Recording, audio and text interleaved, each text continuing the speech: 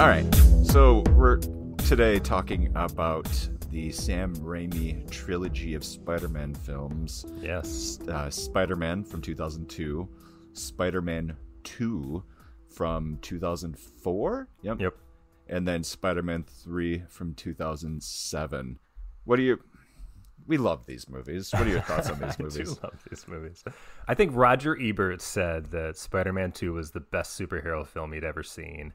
And once he said that, everybody just ran with it and started calling it the best superhero film of all time. I don't know if it's the best superhero film of all time, but I know it's definitely the best of those Spider-Man films. And probably the best Spider-Man film. Yes, it's the best one of the... Oh, you mean ever? All time? I think all time. Into the Multiverse is my... It's still animated, though. Which are real movies, sir. Of course they're real movies. But they're not. I mean, you're still not going to get an Oscar for it. I mean, it's not going to be a someday, maybe. I mean, I don't know. Just like Parasite? Parasite. Yeah, what about it? Yeah, it was the first film to ever win Best Oscar or Best Picture and Best Foreign Picture. Oh, really? Was it? Okay. Yeah, they were never able to cross that line before. Oh, all right. Yeah. Yeah, as far as live action movies go, and no, I would say Spider-Man 2 is still more enjoyable than Into the Spider-Verse. Into the Spider-Verse is a great film and it's a lot of fun, but it's hard on the senses. Like, it's a little much, I thought, at times. But Spider-Man 2 is right there. It's in the pocket. We loved these movies. What did you think about them? I really enjoy them. I have a lot of issues with Spider-Man 3. Mm-hmm. Spider-Man Part 1 is good. There's some dialogue in there that's definitely comic book dialogue, and that's the point, and I get it. But it's just fine. But they take that formula and they improve on everything for Spider-Man 2. And then for Spider-Man 3, we've heard this a few times since we've started doing this. Studio interference. Yeah. The studio sabotaged this movie. I didn't do it. And it's sounding like a really regular excuse. Yeah. It seems like Hollywood's go-to. And I don't think that's true for Spider-Man 3, honestly. I think it's Raimi's fault that it's not a better film. But I don't say it's a bad film. I just don't think it worked. Yes. Well, it's never fair to call something bad. Well, all I mean is, on like, the podcast, on Twitter, you can all you want. You watch a movie like that and people are just like, I hated that part and I hated that and I hated that. To me, I was like, nothing in Spider-Man 3 do I hate. I like all of it. I really do. Everything about it I totally like, but most of it doesn't work together. That's the problem. So it makes it not a successful film. But I'm like, I really don't dislike anything about it. I even like Topher Grace's Venom. How dare you? It even was fine. It's totally fine. You.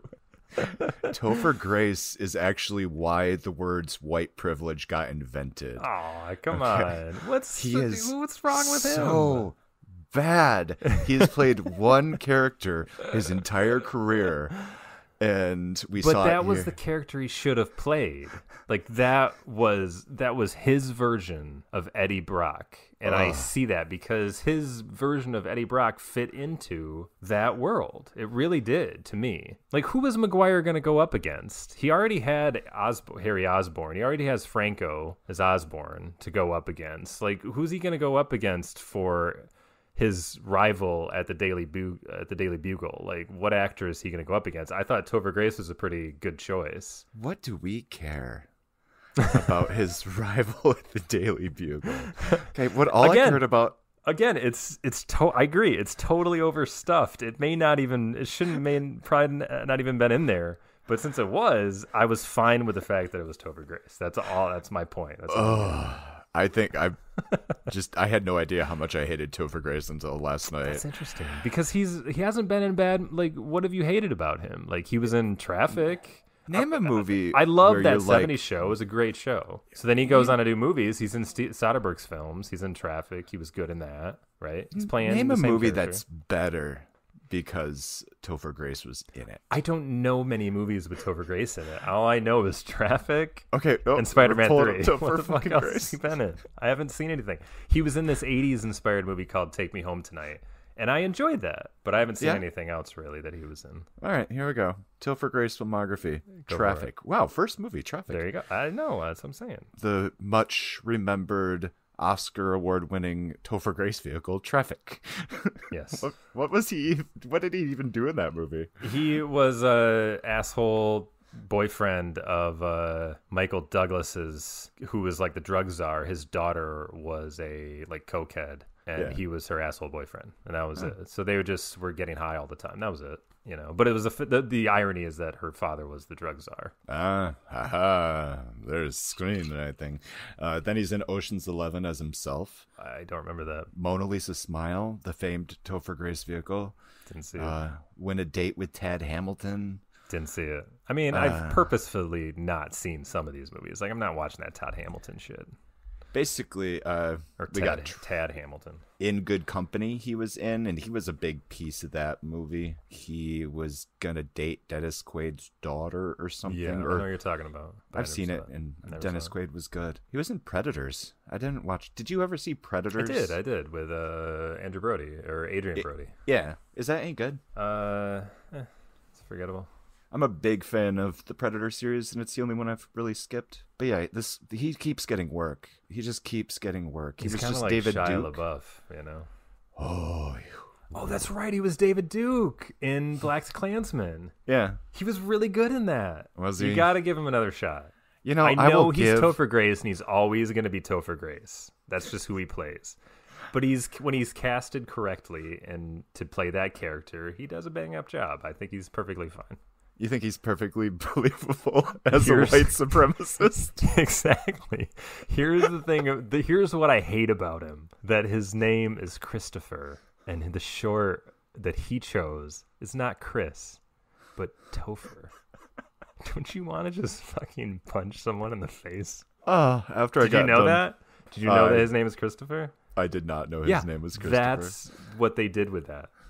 That's like people who are named Alexander and their name's not Alex, but it's Xander. So back on track, one of the big problems I have with Spider-Man 3 is that, and I do squarely put this on Sam Raimi, is he had more creative control than he had ever had. He was personally involved with getting that story together more than he had or in the previous movies, and I think he botched it. And I think we can really point to this movie as that I'm guessing a little bit of burnout that led to him not doing films for a long time. Yeah, I agree totally. Even though from what I saw about the behind the scenes stuff for this movie, he looked like he was having a good time making it. I feel like he just wanted to be done making Spider-Man movies. They worked on Spider-Man 4 for a while. Yeah. And I think it said that the script went through like 7 rewrites or something. And he just couldn't find a script that worked for him at all. The sum of the parts are the problem in the third movie. But this is our segue to start talking about the first movie, is the story they tell of Peter and Mary Jane is very effective to me. And it wraps up nicely with a thought of where do we go from here in the third movie. So I feel it's successful because they kept it personable. It's really Spider-Man, of course, is the focus, but it's really about Peter and Mary Jane. It actually goes back to something you said about Roger Ebert calling this the best superhero film of all time. If you are looking at superhero movies, the judgment would probably be Batman would be the best superhero movie of all time for Ebert. Yeah, probably, right. I mean, we could probably look and not put words in his mouth, but that's just where we're going to guess. I believe he mentioned Superman. Oh, Superman is also very good. But I find that hard to believe because Superman's got some issues too. Even though it's a good film, but it's got some issues. Yeah, he did say Superman. Yeah. But what I was going to say is these movies take the plot structure of Batman where they give their villains clear, strong arcs. And in Batman, anyway, Batman didn't really have very much of an arc. It was more Batman bouncing off of these villains. Yeah. And in this, it's like they looked at that structure and they were like, let's do that, but give Spider-Man just a little bit of a real life. I thought about the Batman films too, because when we did our podcast on Burton's and Schumacher's Batmans, we came to the realization that the villains are what drive this movie. Batman doesn't do anything. He just waits for the villains to do the next thing, and then he responds to it. He's always reactionary. And I was like, this is why the Spider-Man movies work better. And even Nolan's Batman films, same thing. They work better as a series of movies because Peter Parker, Spider-Man, is the focus. He's the one that has a direct connection to pretty much every villain, and he's the one that drives the story forward. And having the characters have their arcs and that being what drives stories, I wanted to change stuff up with the way we talked about the movies a little bit today. And I want to kind of just go from cast or character to character and just talk about them and the role they have in the movie, and we'll just save Spider-Man for last. And so like if we do Franco, we're going to cover his entire arc over the course of the 3 movies. Right. And this is where I think maybe we'll discover some more, if we want to call them quibbles, but some issues with the movies. Right. So let's start with Ben Parker, Cliff Robertson. That was not okay. He dies in the first movie. He dies in the first movie. But he comes back in the 3rd movie to give advice. He comes back in the 2nd movie, too. I didn't see... is he in there, too? Yeah, that's where he starts his flashback. That's where he starts his Obi-Wan Kenobi-ish reappearance is in the 2nd movie. So everybody knows, and if you don't know, you haven't probably watched his best these scene movies. in number 2, I think. I really connected more with Ben watching it this time than I had when I was a kid. I think I was too young to appreciate what they were trying to do. That's why. Yeah. Unfortunately. So Cliff Robertson, winner of a Best Actor Academy Award. I just saw him in an episode of The Outer Limits. Remember that show? Like the Twilight Zone knockoff? Yeah. I think it was like their first episode. He's in it. It's not a very good episode, but he's great. You know, it was like from like 61 or whatever. And I was like, Uncle Ben. Nice. Uncle Ben in or traditional Spider-Man lore is the driving force for Spider-Man being Spider-Man. And these movies do a pretty good job of being faithful to big elements of the comics and making small tweaks here and there. So Ben is killed by a mugger that Peter, as Spider-Man, didn't decide to chase, and he's haunted by that what if life. Like if I had stopped him, my Uncle Ben would be alive. And I mean, they do have Ben kind of be like a wise old Buddha Jesus, because he's murdered by Sandman. We don't know that until the 3rd movie. But he even tries to make Flint Marko meet Jesus and figure out what he's doing wrong with his life. Because Ben Parker's a good man. Yeah. You know, the other thing I think why these movies succeed as opposed to the other Spider-Man films is that Aunt May and Ben are old. And that's the way they should be. They're supposed to be old grandparents, even though they're aunt and uncles. That's just what it is. I love Marissa Tomei, but that's not my Aunt May. I mean, are you kidding me? Just because they want to have Tony Stark hitting on her joke. I'm like, I just thought it was a bad move. I'm like, come on. It's my Aunt May. I love Marissa Tomei in that role. Yeah, and she's great. so much more accurate.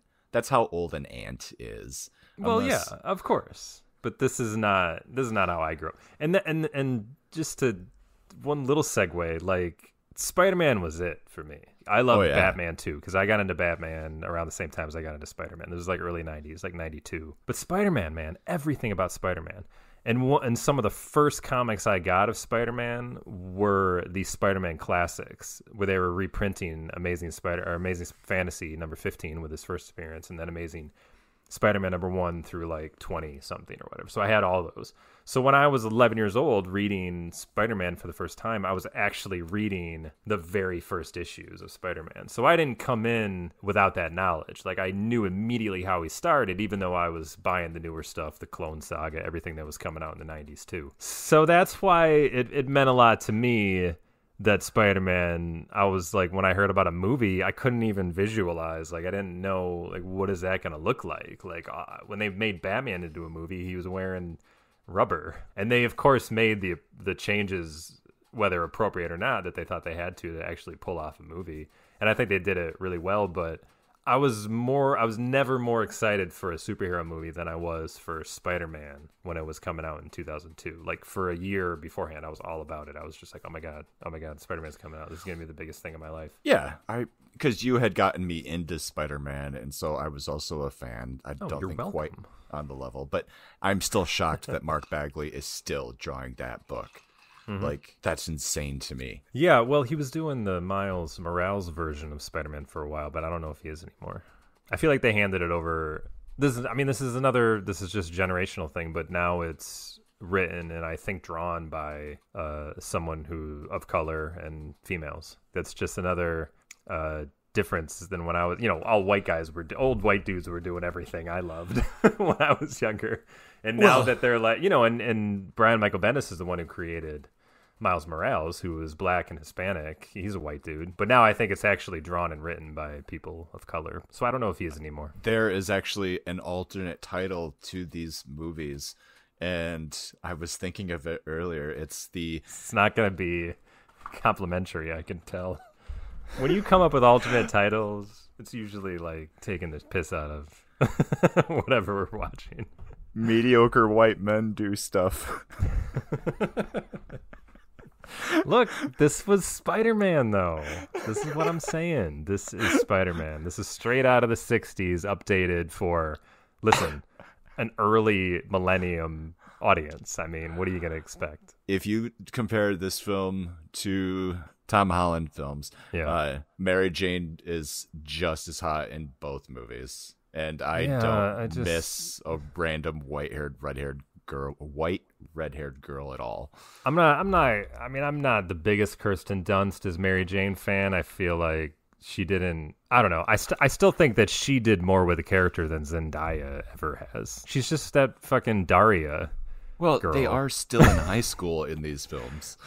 But that's not how you make a movie. That's not how you make a compelling characterization. Just have somebody be negative and shitty all the time. Like, I just was not getting it. She's emo, man. I know. You're a curmudgeon. Well, I just like a little old-fashioned storytelling. That's all, And all they're doing this thing now where, and I think Jeff Garlin, who works with Larry David, he's on Curb Your Enthusiasm. He was on that Goldberg show. He's like the dad on there or whatever. Yep. Classic sitcom comedy guy, But he made a good point about how, like, he's like, I watch these new shows and they don't really tell jokes anymore. Like, comedy for people nowadays, it has nothing to do about setup and punchline. It's all just, I think he called it a little dance. Like, this is the way they say things. That's the joke, is how they say it. And it's probably like Seth MacFarlane's responsible for that, because like Family Guy has 0 jokes in it. It's just situations that are bizarre, and the way they talk makes you laugh. That's funny. So that is a very good point about how comedy is nowadays, and that's the Spider-Man movies to me, is that everything funny in there is just because they react to things in a weird way, or they say things differently. But not a single thing they say is funny in the old-fashioned way, I guess. So all I'm saying is, like, I get it, and I do laugh at things like that, but to me, I'm just an old-fashioned guy where I actually like comedy to be jokes. Yeah, I'm not down with the new ones, but I still enjoy them. Curmudgeon, ladies and gentlemen. What are we talking about? We're talking about Andrew Garfield. This is the Andrew Garfield fan cast. We're not talking about Andrew Garfield. I love that hair, and I was reading a Teen Vogue issue that starred him about how he got that body in it. And do you know what it was? What? Cornstarch. The blood of young children. Rank the 3 Spider-Man suits from worst to best to worst. Oh, I think the best one was probably Andrew Garfield. Was it? Yeah. Shit, it just fit. It fit appropriately. Like, they didn't even try to make it look like it fit to him perfectly. He was like just this tall, skinny guy anyways. So it looks really good in that film. So are you saying that Andrew Garfield just looks really good? Well, maybe he had a better body for it. Yeah. Maguire, like, that's a miss, I think. The Spider suits in the Maguire series, to me, it's not my version. It's not my favorite of Spider-Man. No, and I mean, the funny thing is Tom Holland's might be one of the best iterations of it in terms of... See, I don't like it, though, because it's too... They figured out a way to make it closer to the comic books than any of the others. I don't like all the flair that goes along with it. I don't like that it's basically an Iron Man suit. Yeah, when it's the standard red suit without the craziness, because that's his suit in the comics now, isn't it? Like that extra blue stripe in the arms. No, it depends on what Spider-Man. I don't know. It just depends on what you're reading. Like Amazing Spider-Man, pretty much still classic. They've only changed it a little bit. For a little while, he had this. Yeah, it was like glowing green on the spider. He opened up Parker Industries, and he became a billionaire. Did you know that? Oh God. Yeah, because him and Mary Jane aren't together anymore. Like their whole marriage was dissolved. Like it never happened. By Mephisto. You know? Mephisto, exactly. So he's this single dude, but he's a scientist. So he opens up Parker Industries, and he becomes this billionaire seriously on the level of Tony Stark. So he had this whole like 2 or 3 years worth of stories where he was like jet setting around the world, and he had a brand new spider suit. But now he's not anymore. Now he's like living in an apartment in New York with Boomerang as his roommate. Last I checked, and he was totally broke. Like the whole thing went under, and now he's just kind of normal Peter Parker again, bachelor, trying to survive. Yeah. But that's what you do with a character after 70 years or whatever. What are you going to do? It's ups true. and downs. That's what comic books and cartoons. They never age. So James Franco as Harry Osborn. No, let's do Norman first. Think? It would make more sense to do Norman first. Okay. Willem Dafoe is Norman Osborn. Normie Pants goes crazy after testing. Oh, Norman Osborn's rich and he owns something called Oscorp. He goes crazy after testing a serum on himself because he wanted to get a contract. Is that right? Like he wanted to hurry it along. Yeah, he makes like military weapons. Yeah, he's a standard Tony Stark bad guy. Right. But it drives him a little crazy. Norman hates his son, thinks he's a piece of shit, but he loves Peter Parker. Yeah. He immediately sees value in that. He gets a costume that's basically armor that his company made. Yeah, like a flight suit. Like a flight suit, and it comes with its own hoverboard and some bombs, and he goes around and he just starts fucking people up because he's basically crazy now. Yeah. But he seems to have no memory of it. Yeah, it's like a split personality thing. Exactly. He tracks down Spider-Man and is like, "Hey, Spider-Man, you and me, we're cool. We should hang out." And Spider-Man's like, "No, fuck you, man. Yeah. I'm a hero. You're a villain. We can't work together." Exactly. And so Norman doesn't like that. And it's really all it takes for his personal mission to be, I want to kill Spider-Man. Just because I'm crazy and he doesn't want to hang out with me. Well, I think he also just knows that Spider-Man's going to be in his way. That's what you do as a villain. I mean, in his way of doing what, though? He wants to get revenge on the board of Oscorp because they kicked him out, even though he was the founder. You know, they voted him off the board, so he goes to kill them. He kills them in the Times Square set piece. Yeah, I don't know. There's just various things. But then it becomes personal for him because he finds out that Peter Parker is Spider-Man. Yeah, now the kid that he actually liked, he's mad at, and he goes to terrorize him and kick his ass.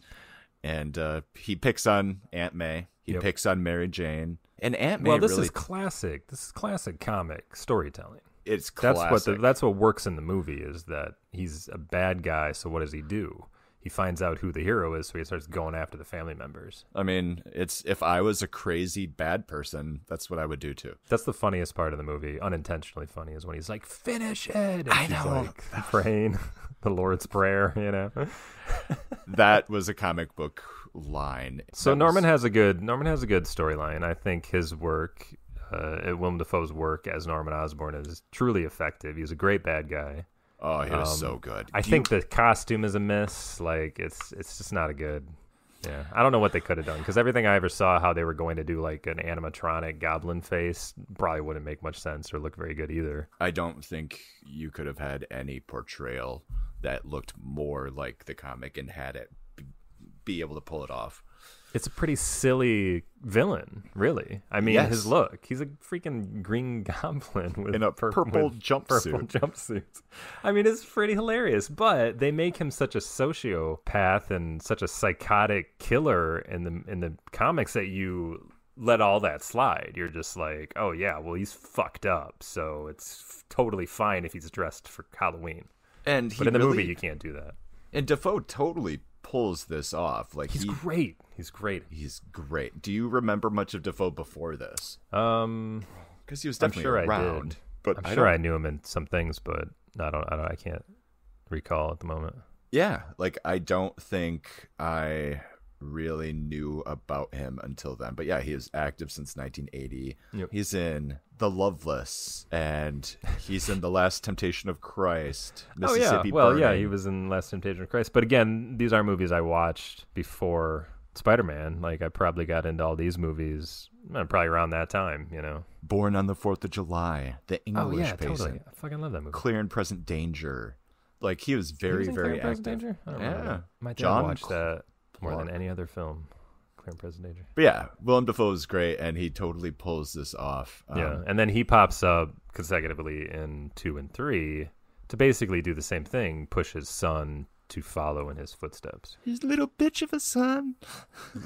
Because, I mean, he never thought much of his son because his son wasn't like him. That's the thing. And then he meets Peter, who's a little more like him, although he's not psychotic or as confident. But he likes the idea that he likes science. So he's like, oh, you're more like me. I like you. That's probably simplified in the story, but I get it. It makes sense. But it's just one more little piece to make Harry jealous. That's all it's really there for. There's that really cutting line that Dafoe has to Franco after he meets Kirsten Dunst. Oh, God, he basically just calls her a hooker. And like she's only in it for the money, like your mother or something like that. Yeah, and just get what you want now and then get out. Yeah. And, you know, cut her loose or something like that. And then Franco defends him. It's his father. I mean, it's this powerful...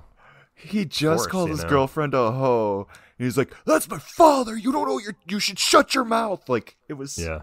I'd be happy if I was 10 times or, 10% the man he ever was or something like that. Yes, so just a little aggro with Kirsten is all. Yep. So, yeah, James Franco. Do we have anything else to say about Norman? He's good. Franco, I think, is great in it, too. I think he gets the chance to fulfill his whole storyline. I think that's what's cool about the third movie, is that they give him the opportunity to be what they were pushing him to be in those first two. Whether it works or not, I can't say, but I think that what they tried to do with it to me was a success. It's just fitting that Norman, Willem Dafoe, they give him a comic book accurate death, which is nice. I mean, being impaled on his own glider was how he originally died. Yep. Even though he didn't actually die. Yeah, I mean, the first movie sticks pretty close, Spider-Man, he has organic web shooters, which was more of a technology, special effects reason for changing it up. Oh, yeah. It was just easier to do. Like, story-wise, it was easier to explain. He just had spider powers, so he has... Like, why did Stan Lee ever do that? I think it was a good move to have him make his own web shooters, because then that became an issue. Like, he'd run out of web fluid. That would help to be an issue. It would make him a little more fallible. But I just wonder why from the very beginning that was ever, like, why didn't he just give him that power? Yeah. I don't know. I just always thought that was weird, how, like, he's like, oh yeah, and then he makes web shooters and talks about making this with rubber cement. The webs. I think that their original conception was simply man that can walk on walls. All right, what do we call him? And that was it, right? Yeah. Yeah, you're right. That's probably where it comes from. Anyway, but he thought that that technology, that Peter going home and making this an amazing invention where he's making web shooters would be pretty far-fetched. And I think he was probably right. Of course, that's what they had Andrew Garfield do in the Amazing Spider-Man movies, so you got to check that out. And I actually thought they made that work. So maybe it was wrong. I don't know. Now I need to watch it. You need to watch it. Franco Osborn, the first movie, he's pretty good and solid. He's Spider-Man's friend. He's the first of them to tap Mary Jane. I'm sorry. He's the first one of them to date Mary Jane. To court gently. Because apparently Mary Jane dates everyone. Well, that's what you do when you're in high school, so I think that's fine, right? No, they graduated high school within like a week of this movie starting. They were in high school long enough for him to get his powers, and that was all they needed. Yep, it's like he got those powers like 2 days before he graduated. Right. Harry is dating Mary Jane. He's the son of Norman, and his arc is that he catches Spider-Man killing his dad, which he didn't, but he catches Spider-Man with the body. Yeah, he assumes he killed him. And then he's mad about it all through Spider-Man 2 until... Yeah, where he has now, he took over Oscorp because it's his now. Yeah. So now he's trying to be like his father. He's trying to run this business. So he's a little more serious. He's like trying to be the big man now. And so he, being involved with Dr. Octopus, kidnaps Spider-Man. Oh, see, that's tricky. Yeah. Dr. Octopus kidnaps Spider-Man. For Harry. For Harry, yes. So Yes. Harry can kill him up close and personal. Yeah. And that's when he finds out that he's his best friend, Peter. Peter. So what a great change in that storyline. Here's this kid. He loves his dad. His dad doesn't love him. He's trying to be like his father. He's trying to prove his worth. He has this best friend. He then becomes his father because he's murdered before they could ever reconcile. And he has this hatred for the person that killed his father. And then he finds out the best friend is the person that killed his father, at least in his mind. And that's really... He tells Spider-Man where Doc Ock is so that Spider-Man can save Mary Jane. So they have a moment there where he still has... I think he's just too shocked. It's one of the greatest parts of the movie is when Peter says, what's happening is bigger than you and me. And I think that's one of the most powerful parts of the movie. And I think that was just a great line of dialogue. It was really good. So we kind of leave it there. But then in the third movie, does he discover the Hobgoblin or the Green Goblin At the stuff? very end of the second movie is when he's gifted the finding all of this goblin stuff. Because I don't think he realized who his father was, right? There might have been some inkling that he knew he might have been the Green Goblin, but I don't think so. And then we catch up to him. So here's his Spider-Man 3. chance to kill Spider-Man by becoming just as powerful as Spider-Man. He gasses up with the same stuff that made his dad crazy, and he goes after Spider-Man. And then, oopsie, he bonks his head. And he gets amnesia. Very comic book. Yeah. Right? Yeah, very comic book. I'm not saying it is the perfect way to do it, but it still worked for me. However, I wish they would have made him more goblin-esque. He's just some bad dude on a snowboard. Yeah. On a flying snowboard. It kind of bothered me. I was like, I think he should have been a little more Green Goblin. Like, he should have been the new Green Goblin. Maybe not. It was their chance to improve on the suit, but they just kind of dropped it completely, and that's what I didn't appreciate. But then he remembers who he is again, and he really wants to kill Peter. Well, because Peter had it easy. Oh, the guy forgot who he was. Perfect. We can just be friends again. It was way too easy.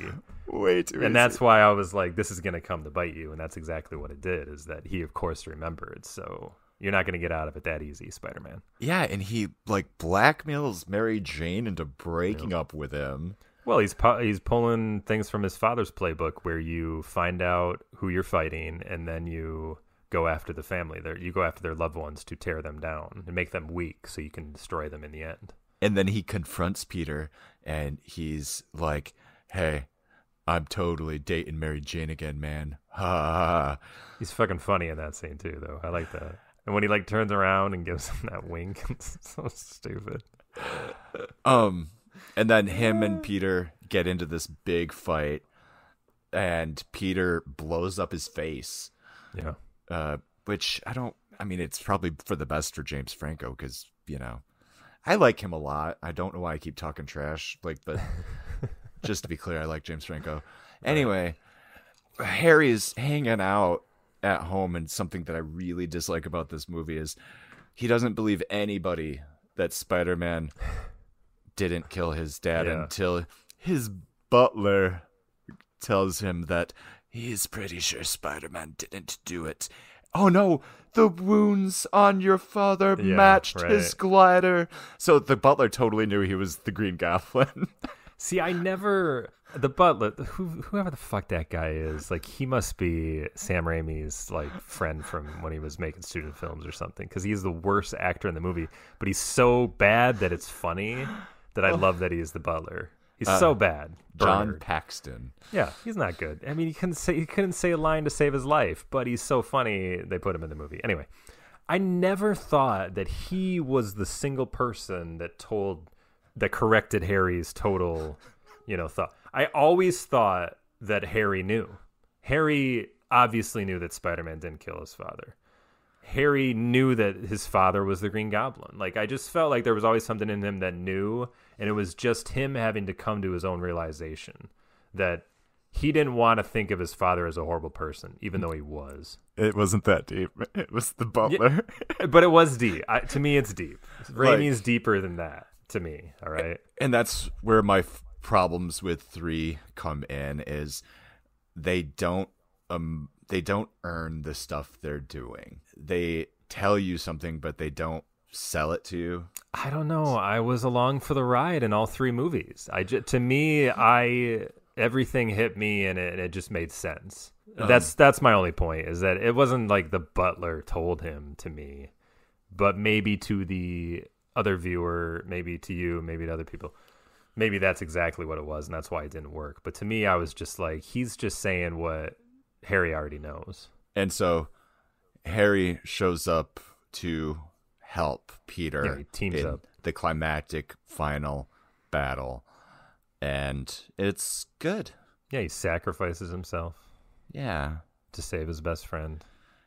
He has a great redemption arc, so I think that's what's cool. So they did good by Harry Osborn, I believe. They almost nailed it, but Spider-Man 3 is such a mess that it's just meh. Yeah. Again, the parts, the sum of all 3 movies to me is a great storyline, but some of the parts that make up the third part of the storyline they don't always fit. Off topic real quick. We haven't talked about whether a movie passes the sequel test in a while. No, because I just feel like none of them do. And yeah, these movies absolutely fail. They cannot.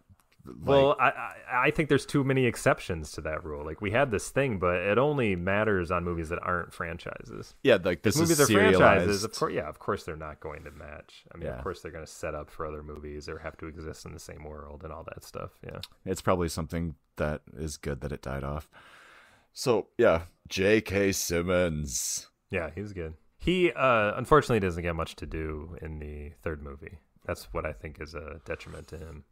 Like, he's got a good scene or two, but he doesn't take any active part in it. That's the thing that bugs me the most. His astronaut son is the original comic book person that brings Venom to Earth, and I feel like they totally wasted that by having Venom shoot in on an asteroid. That just happens. He didn't bring Venom to Earth. Yeah, he did. No, he didn't. Spider-Man brought Venom to Earth. Oh, in the Secret Wars. Exactly. Wait, it was what? his new suit that he was gifted on the Beyonders world where they fought the Civil Wars. Marvel just had this idea from a fan that gave him this idea, like, wouldn't it be cool to have Spider-Man be in a black and white suit? And he had a little design, so they bought the idea from this kid for like $200. I remember that. And they just used it in the Civil War. That's all it was. So when they brought when he came back from the Civil War and he's just in his normal comics, they then just came up with this idea, like, hey, what if that suit is this weird alien thing, symbiote thing, that's like a parasite and it's trying to like bond with him. That's all. That's where it came from. No, what I was talking about, or the reason I said this, I was goofing up a lot of this movie with the cartoon. With the cartoon, yeah, totally. John Jameson brought Venom down in the cartoon. I see. And I don't recall that, but yeah, okay. I kept thinking that the Lizard was in one of these 3 movies, and I think I'm thinking of the cartoon again. Yeah. Well, Doc Connors is in these movies, but not the Lizard. I know. They were doing such a good job of layering in characters that would be relevant later, and a lot of it got wasted. J.K. Simmons, he's one of those Charles Xavier, Patrick Stewart combinations where it feels like he was born to play this character. Yeah, that's true. And J. Jonah Jameson just hates Spider-Man, and he will say and do whatever he feels like. Well, in this world of Spider-Man, they don't really, I mean, who do they encounter as far as superheroes go? Like, nobody. Spider-Man's it in this New York. Yeah, we're kind of just at the beginning of superpowered things, and it Right. kind of all. So he's got this like schlocky newspaper, like the Daily Mail or whatever those shitty newspapers are from London. So he's just sensationalizing everything. He's just like, I don't like that person. What's their story? And this is the kind of humor that's in this movie more often than not. This physical, straightforward humor that Raimi brings, and it's really all over. But you see it a lot at the Bugle. There's a great scene with Betty Brant and Elizabeth Banks. Yep. Where she's buzzing him to make him stop talking, and he's like, "What?" And she's like, "It's time to take your pill." And she keeps buzzing at him as he has to move his finger to the right pill.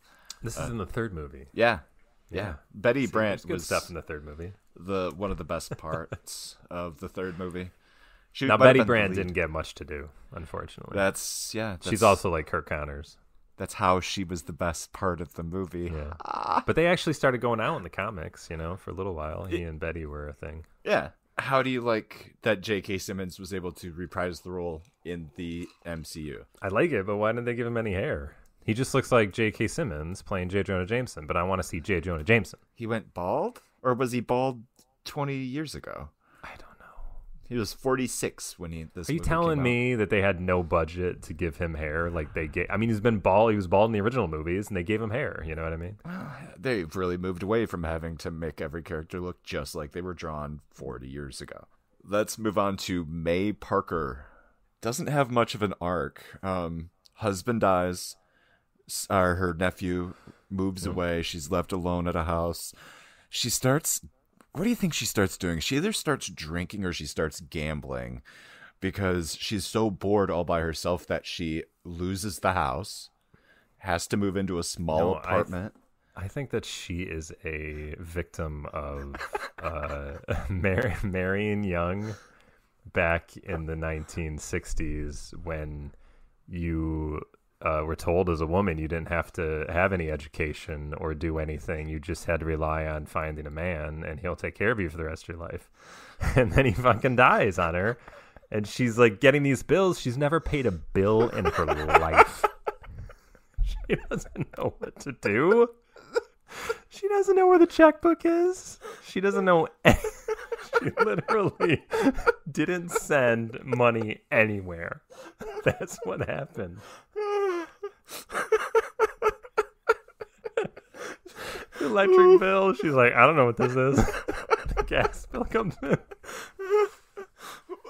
And she's too proud to say anything to Peter, so she doesn't tell him anything. She totally just loses his house that he grew up in. Just loses it. Doesn't even try to save it. I'm just moving out. Oh. It's like, I grew up here. And she's like, I don't know, man. I guess they're taking it. And she's like 85. Why isn't the mortgage on this house not paid off? Well, that maybe Ben was up to something. Maybe Ben was the gambler. She finds out. But anyway, May comes around with the correct advice whenever she's needed, and that's what she's there for. And she has perfect timing to always get abused by the bad guys. Norman fucks with her. Yep. And then she does her own stunts, so she gets some stuff out there, she gets some. Rosemary Harris gets to kick some ass sometimes. She's still alive. She's 93. When Doc Ock... She's still alive, really? Still alive. Cool, good for her. When Doc Ock trying to rob a bank, Spider-Man and Aunt May are at the bank at the same time. Yep. And she gets mad at him for trying to kill Spider-Man when he has her up on a building, and she whacks him with with her umbrella, saving Spider-Man's life. Is that pretty much her only arc? Yeah. So it's like she has the perfect home life that gets disrupted, but she doesn't want to cause trouble for Peter, so she doesn't even mention any of that. Has to leave the house, gets caught up with Spider-Man business here and there. Yeah, she's just living a... Well, then she, with Peter, find out that the robber who Peter assumed killed his uncle was not actually the person that did it, that he was just an accomplice, that the real killer was this person named Flint Marko. And why was Captain Stacy investigating a murder that was solved 2 years ago? That's my problem. That's what doesn't work in the movie for me. That the guy comes up to him and says like, "Hey, we got some movement on that Ben Parker case." So I was like, "Oh, I guess there was a case was open," you know. And then Peter asks him that straight ahead, and they don't answer it. He just asks it. He asks what the audience asks. Why didn't you tell us about this?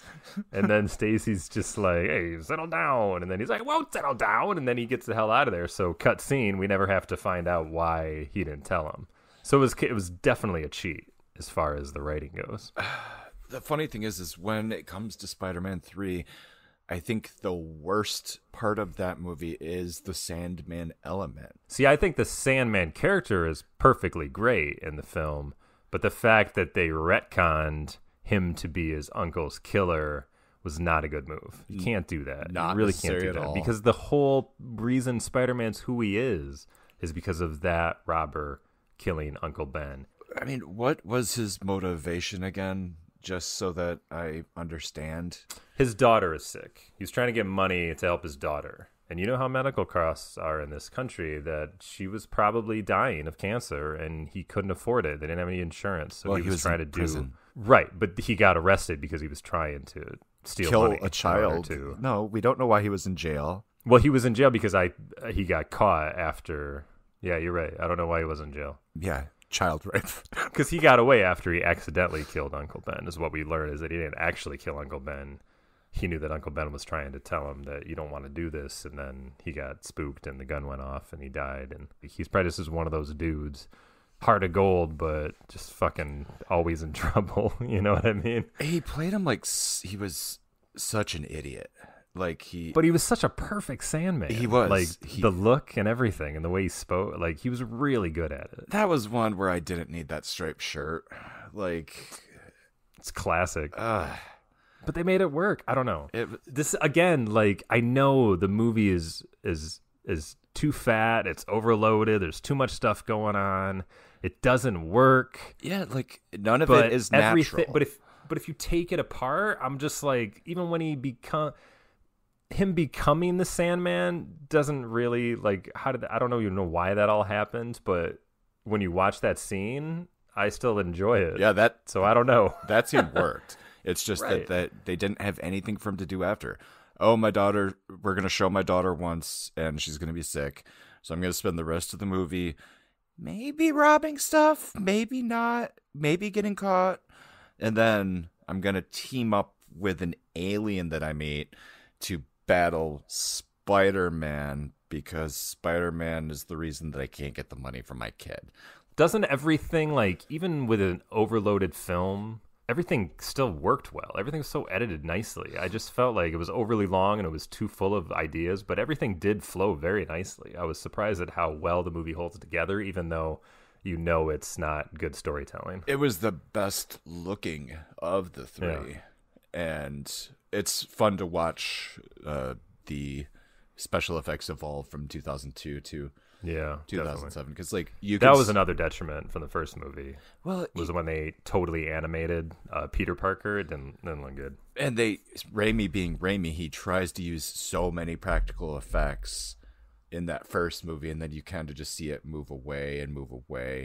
Yeah. Where in Spider-Man 2, you can see the special effects. Spider-Man 3, it's borderline looking like a modern movie now. Yeah, I agree. I think he went back to more practical effects in 3. I think 2 they got away from him and went more full on CGI, but it pretty much worked. I don't know though. That's just me. I mean, I guess all of the octopus arms were practical, unless you were seeing octopus actually being carried by them. Then they were CGI. That's how I understood it. So that was impressive to me. Those were some of the best special effects that I've seen. I hope this makes some sort of sense to people when they listen to this, because it is an interesting way of doing it, talking about the character arcs. But part of me is feeling like we're not talking about the movies at all. We're talking all about the movies, the relevant parts. So we did Aunt May, we did Cliff, we did James. Cliff, Uncle Ben. Kirsten Dunst, we're down to her. Yeah, what do you think? She's meh. Yeah. Her portrayal, I remember Mary Jane as a confident woman that was successful and had a good job. Like, so Mary Jane dates James Franco, or Harry Osborn. I can remember every one of these characters' names. Decides that she doesn't like him and that she really cares for somebody else, and that's Peter, Spider-Man. And then Peter, being afraid of the responsibility of Mary Jane getting hurt, loves her too, but he won't tell her that, and so he brushes her off. These movies are fun because they do have that ending sequence in each of the movies that feature the advancement in Peter and Mary Jane's relationship. And so that was the big ending for part 1, is where Spider-Man had to swear off Mary Jane to protect her so that she didn't get hurt. Mary Jane is also there most of the time so that she could be attacked, because people figure out that Peter is Spider-Man and that he loves her. She gets attacked by Norman in this movie, where we get a recreation in the first movie. We get a recreation of the Gwen Stacy death scene, which every time there's a chick on a bridge, I worry about a Gwen Stacy happening. Thankfully, that didn't happen, and Spider-Man saves her. And then in the second movie, Mary Jane is going to marry J. Jonah Jameson's son, John, because Peter blew her off, and Peter's like, I kind of want to date you because I kind of love you. And she's like, no. And then eventually she's like, you know what, Peter? Oh, yeah, that's the big climactic scene, is she's about to marry the guy, and she leaves him at the altar, runs into Peter's house, and they kiss, right? But there's one more time where he neglects, or he rejects her in that second movie. She gets rejected a lot by Peter. Well, it's pretty complicated. I mean, out of context, it sounds like it's just a roller coaster, but it makes sense. I mean, it's their relationship. Her arc is just the roller coaster that is Peter, because they get together in between movie 2 and movie 3, and then they're together for a little bit. But then Mary Jane gets super jealous of her boyfriend's success professionally, even though he's super poor.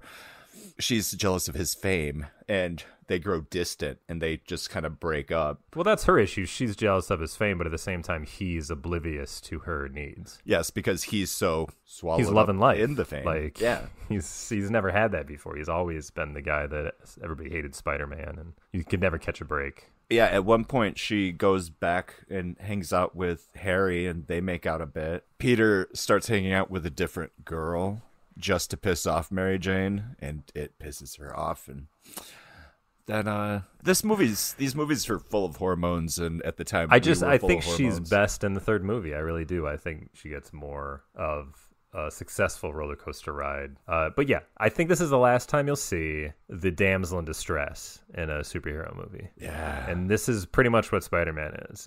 But again, it's coming out of the early millennium, and this is where it was still a way of telling a superhero movie. So she's the damsel in distress. But Raimi's still a good storyteller, where he gives her a lot to do. So she never impressed me too much in the first movie. She was just the it girl, and everybody liked her. So, of course, Peter, and you know what that's like when you're in high school and there's just the attractive girl. Mm-hmm. I mean, she may have amounted to absolutely nothing, but that didn't matter, in life. But that didn't matter when you're in high school. She's cute. She's the popular one. You like her. So that's Mary Jane. But after they graduate and they start to grow up a little bit, she realizes the thing with Harry is just kind of a leftover high school relationship where there's just something about Peter that just feels wiser, I think. And that's what attracts her to him. So she wants to start a relationship, basically. But after what happened with Aunt May and the Green Goblin, and he just knows that's the price he has to pay. With great power comes great responsibility. Thinking about what his uncle said, it also means that he has to keep his loved ones safe.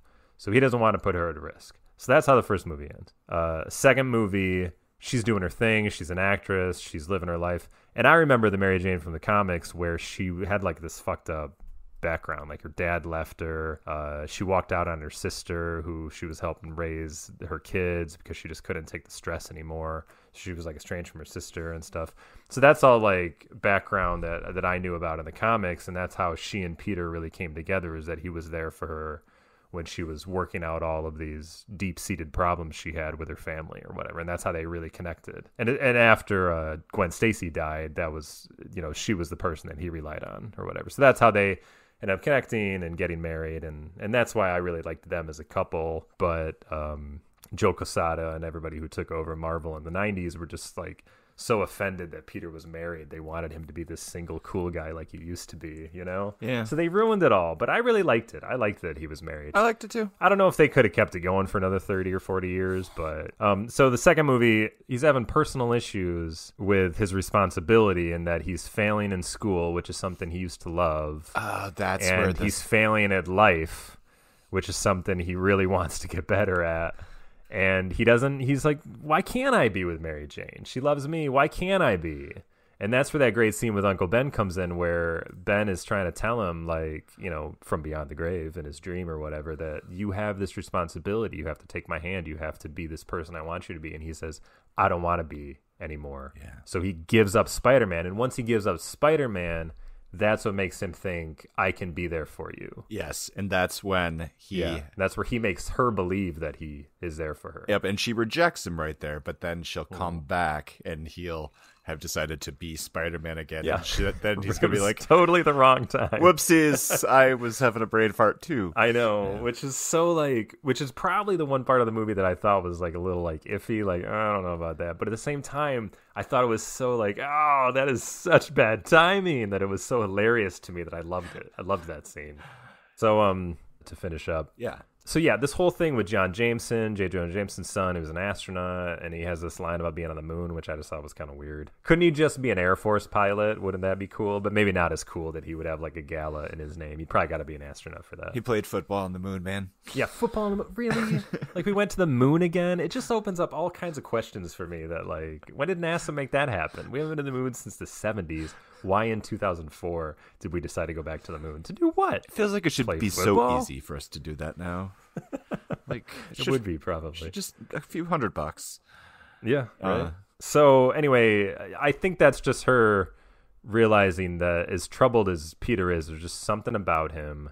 And then, of course, she finds out he's Spider-Man. And then it all makes sense to her, where she's just like, but I want to prove to him that I'm not just some damsel in distress, that I can handle it and we should be together. And that's why it has a great ending. But I love the last shot of the second movie where it ends on her kind of thinking, like I hope this works. Because it's got a bittersweet ending almost, you know? It's a very iffy one. And then we go into the third one.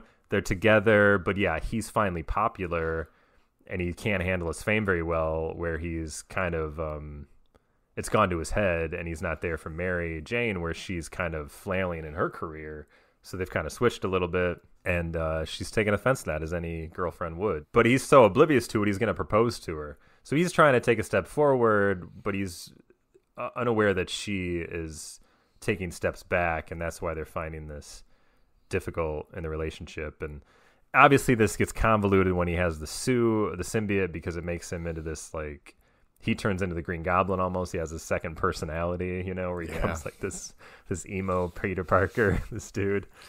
So it all confuses her, of course, suffice it to say.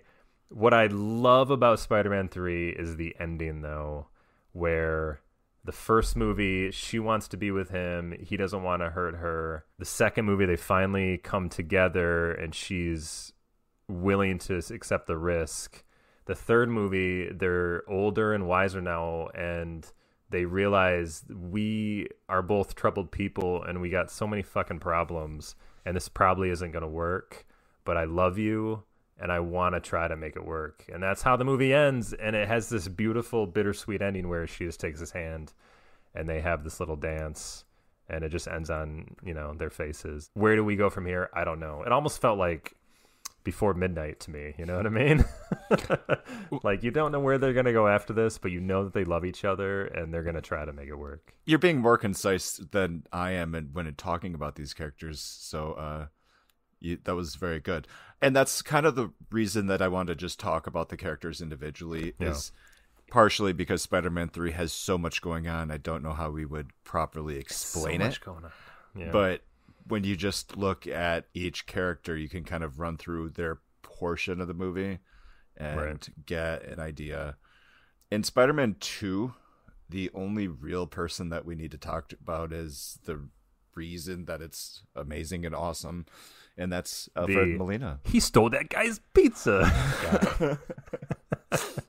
There was a line that I wanted to say in the podcast from Harry, but I can't think of what it was. It might have just been a whole recreation of Harry's whole line with his dad when he's sexist with Mary Jane. But Alfred Molina is such a delight in this movie. Oh, yeah, he's great. This movie works so well because he is such a strong character and embraces that role so well. And Alfred Molina, having been active for a bunch of years before and a bunch of years after, I knew him really well from Boogie Nights. So when I heard that the guy from Boogie Nights, have you ever seen him in Boogie Nights? Have you ever seen Boogie Nights? You have. Not in years. He's the crazy dude they go to the house where he's wearing underwear and just a robe. He's really skinny in this movie. It's at the very end of the movie where Dirk Diggler's at his lowest and they're trying to sell fake coke or whatever, and they're gonna rob the place. Yeah, you got to see it. It's it's such a good scene. And he has this Chinese friend who keeps setting off fireworks. So every 10 seconds goes bam, and and he's just dancing around. He's like, I'd want to be with Jesse's girl. Anyway, so that's Alfred Molina. I always remember him from Species. I don't remember because he was one of the many overqualified people for that movie, to be in it. Doc Ock is a mad scientist, kind of. That's another problem with Harry. Harry's running Oscorp and he's trying to have this good sense, but he funds this crazy crackpot idea by this smart scientist. We don't even honestly know if he's smart. We have never seen a successful experiment by Doc Ock in these movies. Well, generally, when you're a smart scientist, it's not because you have proven experiments, it's because you've written amazing papers. And that's it, right? I mean, that's all you got to do. I mean, I don't know what Einstein did other than... It's not like he bent space and time together. Well, he wasn't Edison, right? I mean, he didn't patent. I don't know. Maybe he patented all kinds. I have no idea. Maybe all those patents but I feel at the patent office were his, and he kept making them to keep in business. And Stephen Hawking, I don't think they actually produced anything ever. They just wrote dissertations and papers, and that's why they're geniuses. So I think that's him. And the thing about Otto Octavius is that he's a genius on paper, but when you actually let him do something, he wasn't any good at it. However, he did make the arms. Did he? Which really, they never say incredible. That. It just they looks. Said he created them. It's just basically lab equipment. But somebody said that, he constructed. Oh. I think somebody in the audience says that he constructed those arms to work on them, or maybe he said it himself that he constructed these arms to work safely. That kind of makes sense because they also broke. True. So he's a scientist who's working with Harry, and Harry's invested a ton of money in his program, which would make fusion work, which is the dream. Can I just one little brief thing? The arms to me remind me of the way archaeologists talk about Indiana Jones films. Is that they're you watch an Indiana Jones, the reason archaeologists find them laughable is because you think that Indy wants to go get the idol, that's the amazing thing, in this temple. They're no, the incredible thing about the temple is all of the booby traps that this civilization created and the technology that went into creating these amazing booby traps. That is way more interesting than any idol that's made of gold. And that's what I thought about the arms. I'm like, what are you talking about? The arms are the most amazing part of whatever you're doing here with this fusion thing. That is nothing compared to the cool as shit thing with these arms you made. They got a life of their own. It's incredible. No one has ever created that kind of technology before. But everybody's just ooh, fusion. And I'm like, the sun does that all the time. Who cares? That's actually a really good point. Anyway. And yeah, they do the experiment. Peter's there. Aunt May's probably there for some reason. And I don't think she's there. But she could have been, you're right. She drove Peter. She's like, can I come up? All right, fine. Damn it. Just don't getting stand so near giggly. me. There might be a girl there. There might be a girl. Oh my god, you're still... Don't stand near me. They'll be like, is this your grandmother? No, it's my aunt. Jesus. How old are you? Is there a big age gap between his mom and you? She might be his great aunt. Well, in this iteration, yeah, probably. Because did they ever talk about Peter's parents being Ben's brother? They'd never bring up his father parents being at his all. brother, because that's how it is in the comics. So, Doc Ock, the experiment goes wrong. The arms big time wrong. get fused to Doc Ock's back. Spider-Man unplugs his experiment, which pisses him off, even though he's gonna destroy something. The arms, the one misfire they make with this movie, and I don't even know why it's in there, like the arms have their own personality, their own AI. One of the funniest parts of the movie is when the reporter, out of all the questions she could ask, well, how do you make sure that the arms aren't going to control you? Because they have their own mind or something. He's like, oh, I'm glad you asked that question. This inhibitor chip in the back of my neck is what keeps them from taking control of my brain, and so I can control them. Why did wow, that's an issue. I guess that's something the news media would think about. Why did you put AI into the arms, sir? That's the only way they would work.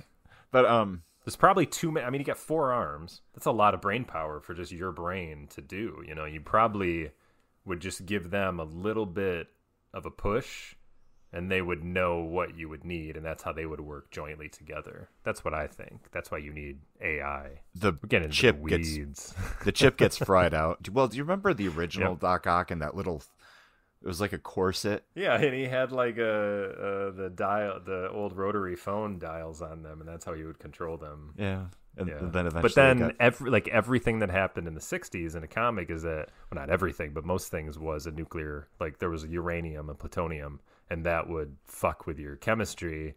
So he was in an explosion in a nuclear power plant, and the radiation made it so he could his brain would just now control the arms. That's how the comics worked, and that's all you needed. Yeah. Anyway, same concept here. The arms are alive now, and they're starting to mess with Doc Ock's brain, and Doc Ock wakes up, and these arms, separate from Doc Ock, kill all the doctors in the hospital. And when we watched that scene, that was the first time I was just like, that is the most Sam Raimi this whole series has been. You know, like he was really able to let loose in that scene. I had to fast forward it because my kids were terrified of it. There's a couple moments in here where Mary Jane in the first movie was on top of the bridge, and she almost fell off the side because she didn't know she was up there, and you felt that fear right along with her. Careful. And it was pretty impressive to pull that off.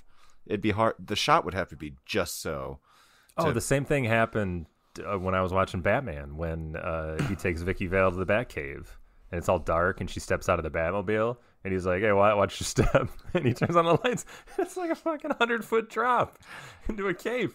And she could have died. Like, what if she just taken one extra step? He would have been like, shit.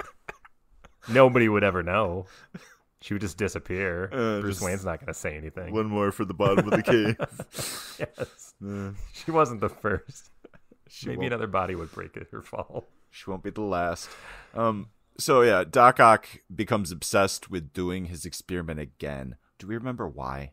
Well, it's because the arms are like in his head, and they talk it over with him. Like, if Spider-Man everything was working until Spider-Man got there.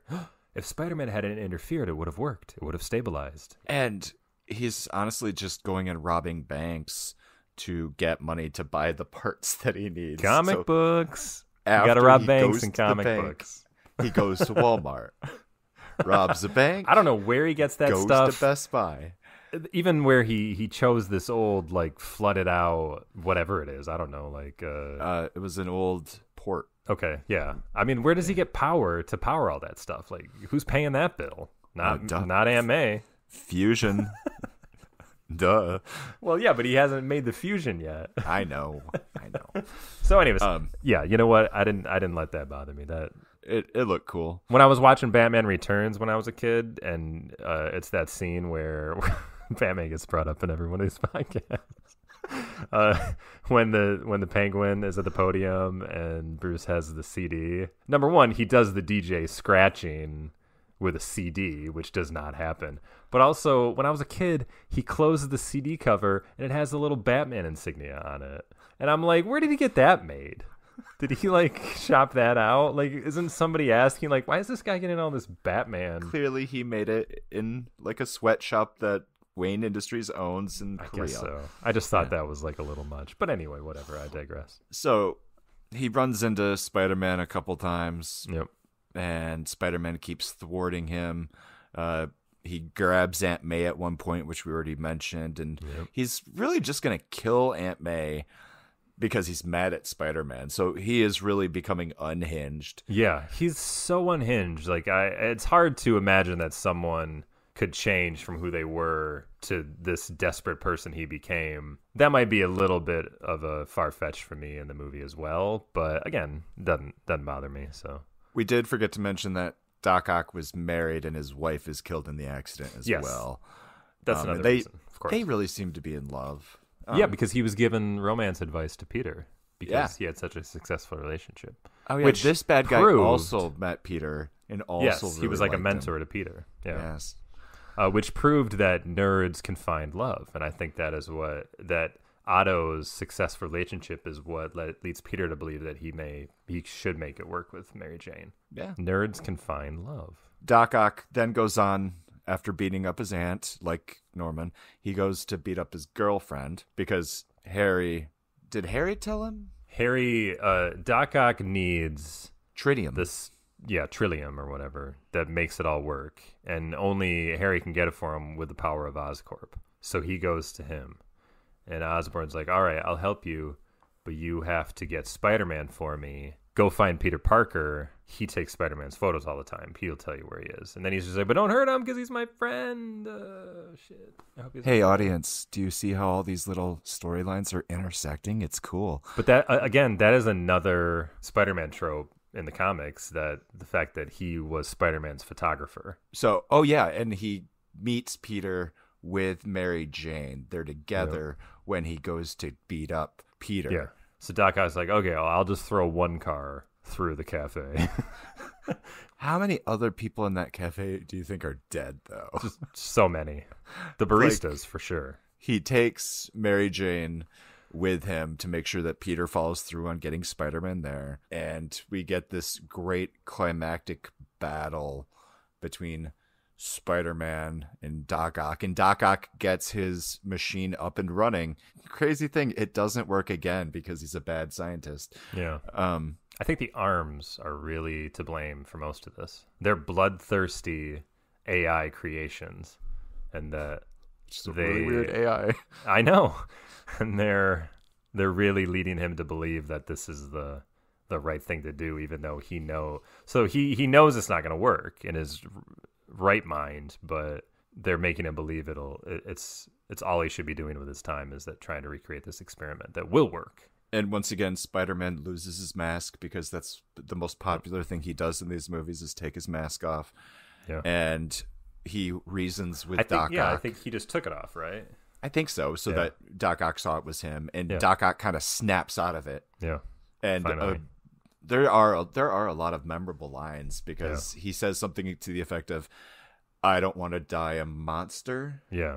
And also, I love when the arms are trying to take control again, and he's just like, "You listen to me now." And I mean, so they drown it. That's the only thing they can do with it. Luckily, he built his thing on the water. But that's where Mary Jane sees that Peter is Spider-Man. Yeah, and it's a great reveal. Great reveal.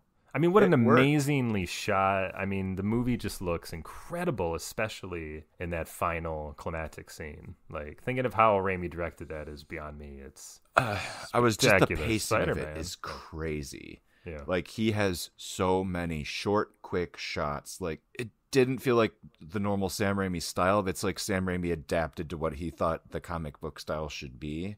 Yeah. And people say that he invented the comic book style by doing that. But yeah. It's almost like the first movie was like a dry run, and so he knew what he was doing for the second one, and he didn't have to worry about the origin, So the movie opens up to him, and he's able to tell the kind of Spider-Man story, the best way possible, and that's why the second one really, was like the crowning achievement of his Spider-Man movies. I'm really surprised after him using the previously on style of recapping that was so popular in comics. I'm surprised he didn't do that in these movies. Well, he does in the credit sequences off the top. You get a rundown of what happened in the last movie. But no, like... where the narrator says, like Bruce Campbell, Ash would say what was happening in the last one. Yeah, and in this movie we get Bruce Campbell over and over and over. Is it the same guy who keeps getting fired? I don't think so. Maybe. I would love it if it was. Um, so he's a wrestling announcer in the first movie. Yeah. Gets fired. Gets a job as a doorman outside of an off-Broadway play. Yep.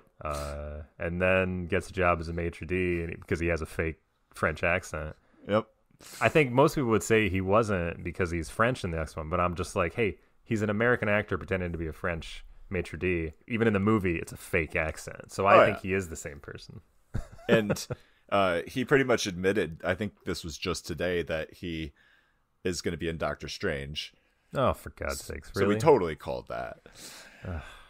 Well, he should be something more than a cameo. That's all it would be nice if he was Why something can't he more just than be a an cameo. actor? Can he just be a goddamn actor in a movie, please? I don't know if he does that anymore. Why does he just cameo all the time?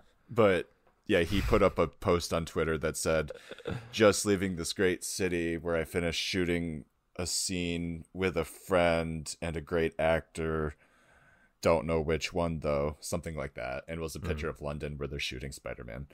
I see. But what are your thoughts on Alfred Molina returning for the new Spider-Man movie? I don't know anything about it. I mean, what are it your was thoughts, reported then? If by... that's all we know, he's going to be in it. What the fuck do you... What do you know? I mean, that's just... If there's one character that you could pull out of these movies and successfully put them in the MCU, I think it's Molina.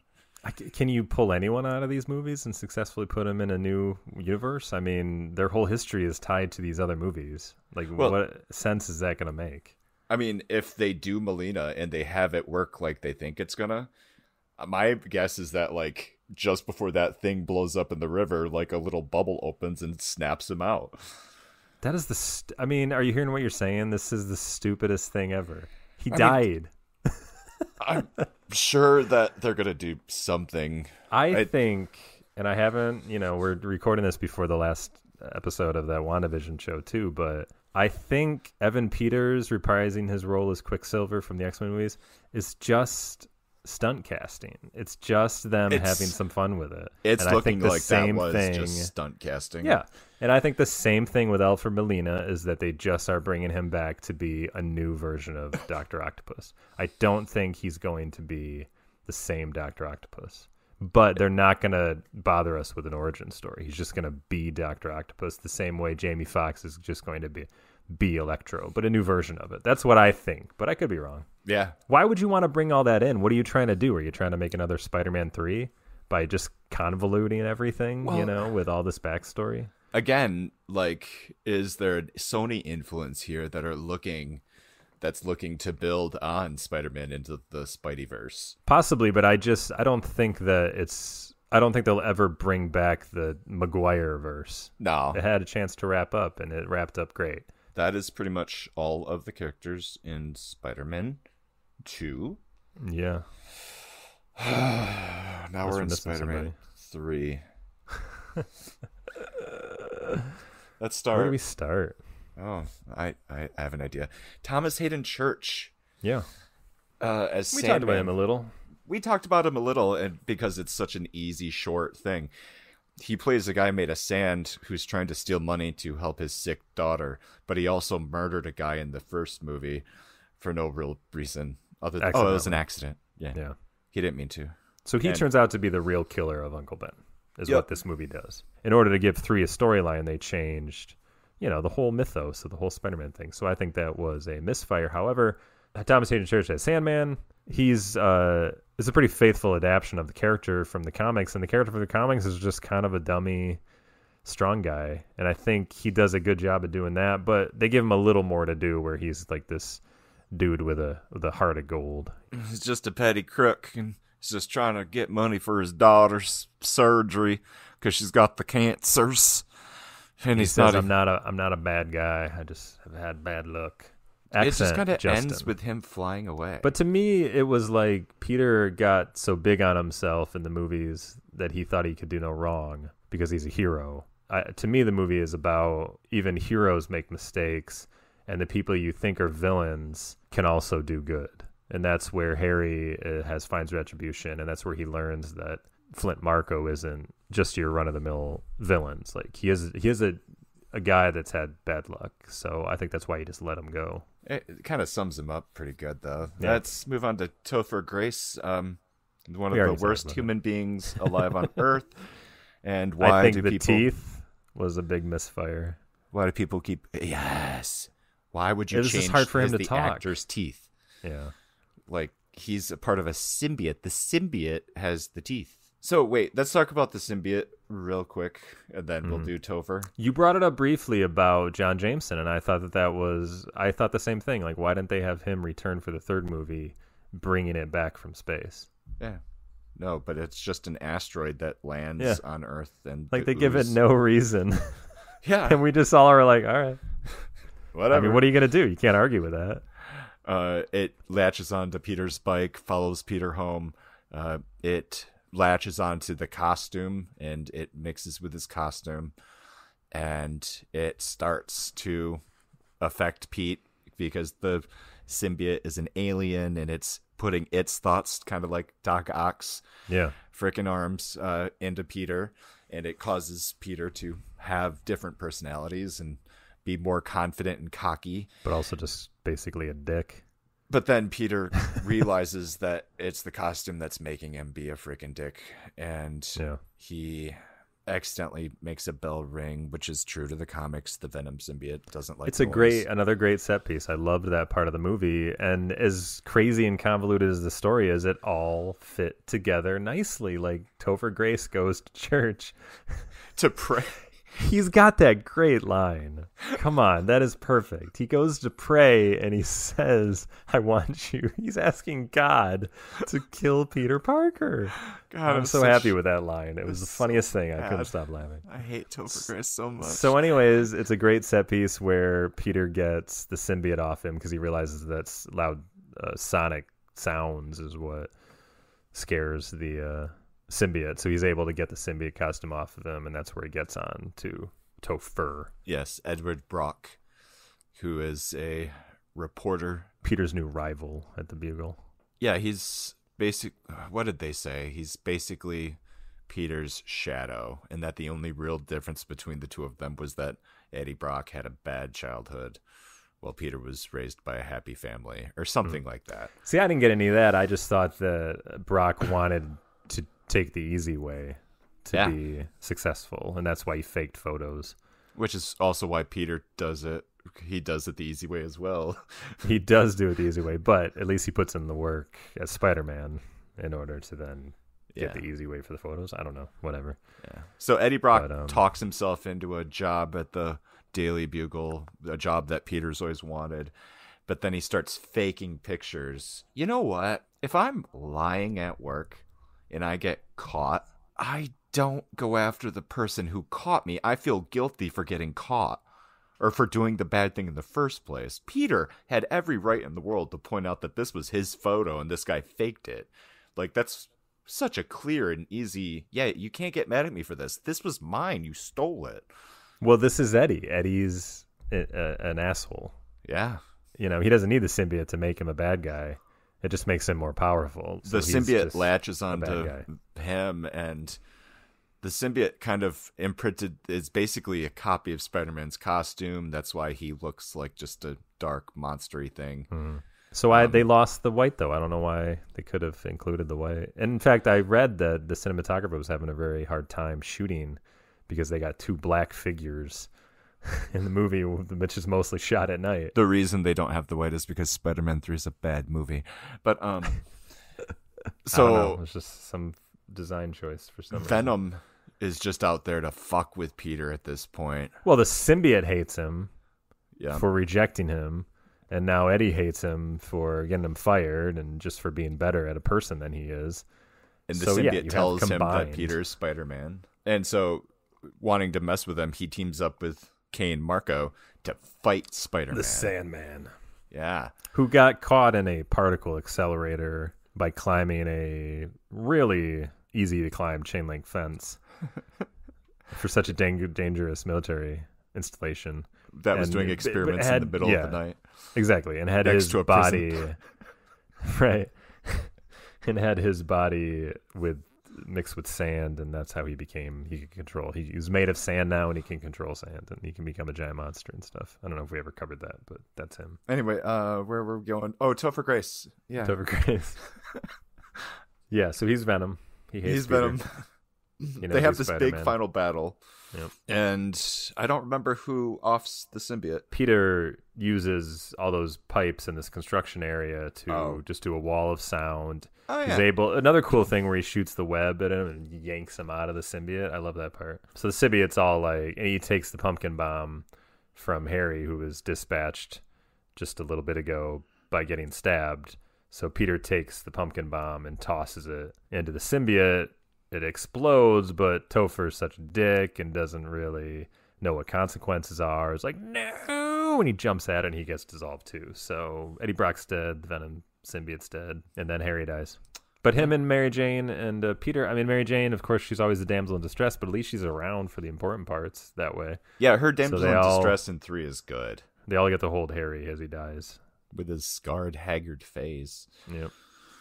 Which is what I kept staring at while he was doing anything on screen. Topher Grace spent 6 months working out to prepare for the role, gaining 24 pounds of muscle. You should have spent more time practicing your lines. He still looked like Foreman to me. Yep. All right, let's move on to Bryce Dallas Howard. Yep.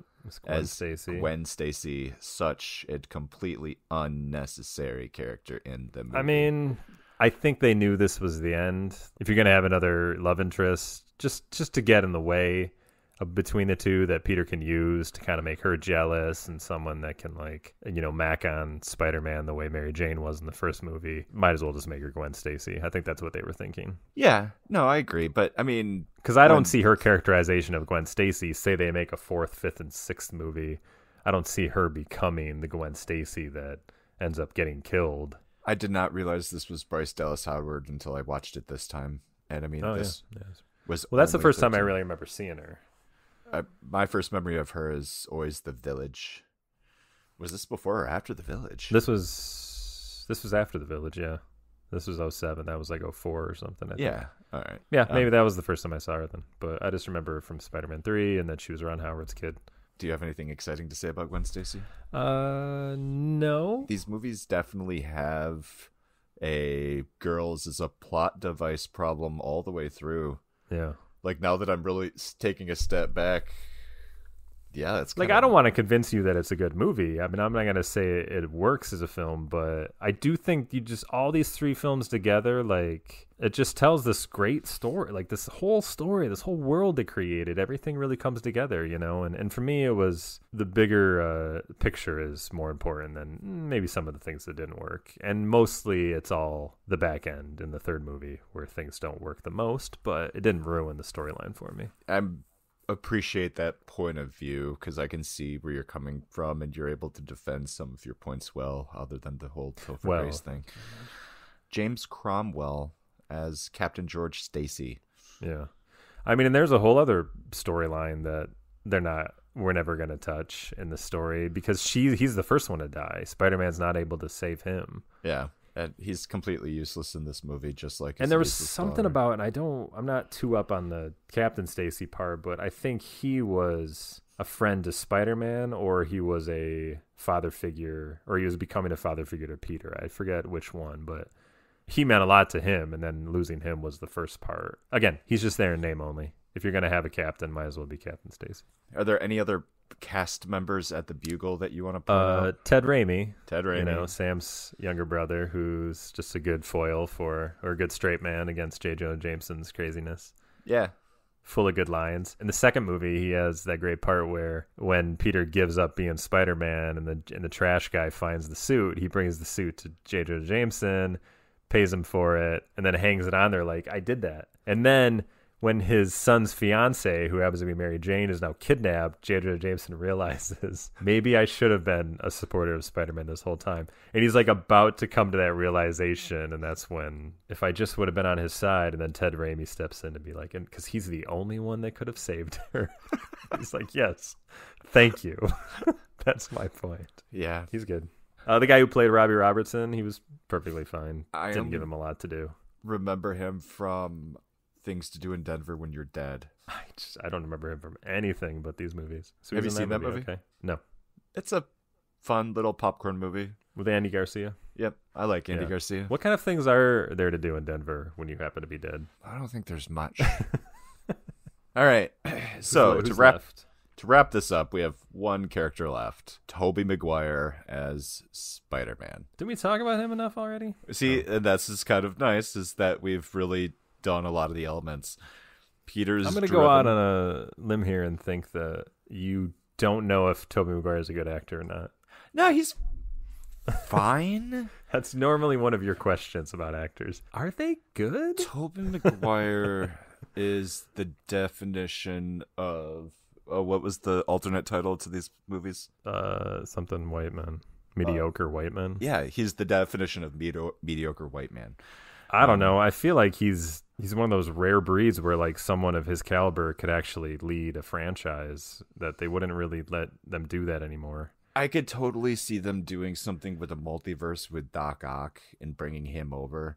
But I do not believe the rumors that Maguire or Garfield will be in the MCU, just because I think it'd clash be so hard. I think it'd be a major. It's just so strange. I don't like the one thing doesn't have to be the other. These were their own things, and the tones are just so totally different. Way out of left field. Yeah. So I don't believe those rumors. I don't think you should either. But we know but then we could totally be surprised that they do it anyways. Yeah, and that'll be and fun. Find a way to make it funny and enjoyable, and maybe that's all it would ever be anyways. I don't know. That's been rumored, but it's been widely published that Molina and Jamie Foxx are in that new movie, so we know something is happening.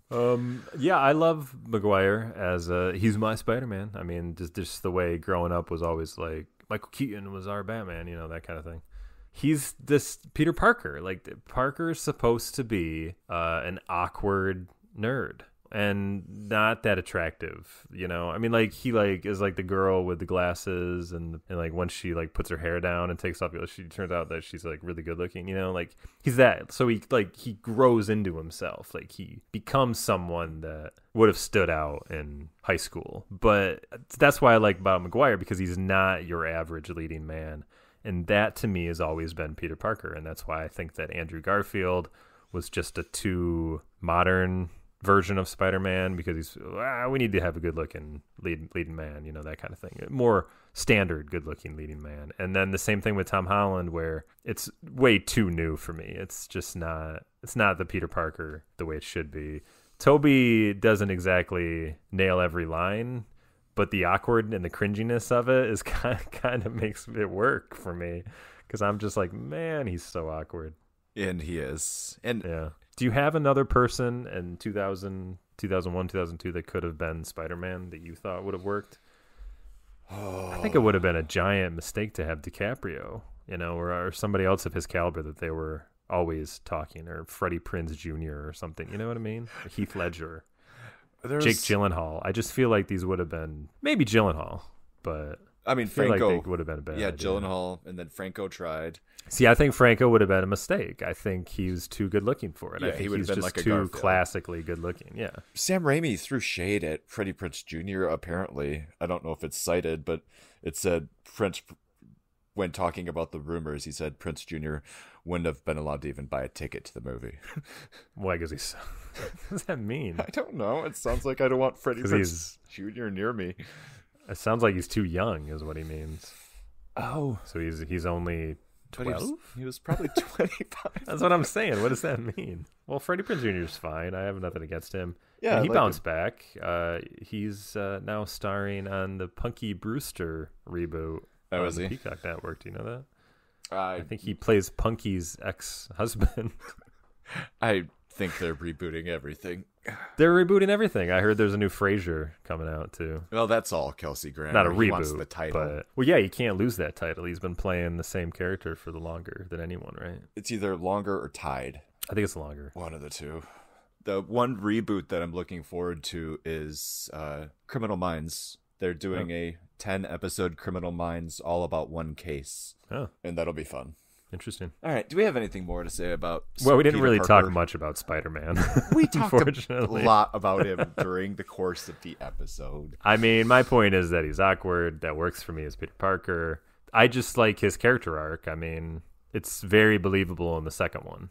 And then I liked in the third movie where they made him popular. Like, that was kind of a move that I didn't expect, I remember, because Spider-Man was always the unlucky dude. So it's like he wasn't on top of the world but as Peter Parker, but he was as Spider-Man, which was kind of a funny thing. Definitely what we have to talk about is the way Raimi portrayed him as the bad Peter. It really killed it for me when I initially saw it, but I've come to appreciate it. And much in the way that we were talking about Raimi's Army of Darkness and that whole long scene where Bruce Campbell has the Three Stooges slapstick scenes with him when the little Bruce is running around everywhere. And I'm like, totally falls flat for me. I don't find it funny, but I appreciate that that's his thing and it's Raimi-esque and I'm okay with it. And that's now how I feel about the dance sequence with Peter and everything else that has to do with bad Peter, because it's just Raimi being Raimi, and he likes the goofiness of it all. It's edited well,